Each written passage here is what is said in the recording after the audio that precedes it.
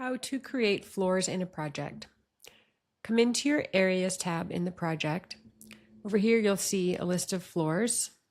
You can edit what you've already got or start from scratch. Click Edit. You can then add a floor. You can also remove existing floors you've created. If you do try to remove a floor or an area that has a spec associated to it, the system will give you a notification to warn you. Once you've created your floors, when you come in to an area or sub area and you specify how many of those areas there are per floor, this code will then show up over here on the right associated to which floor it's been placed on. So you can see the guest room double queen, guest room queen. These are all the floor codes and the floor they're associated with.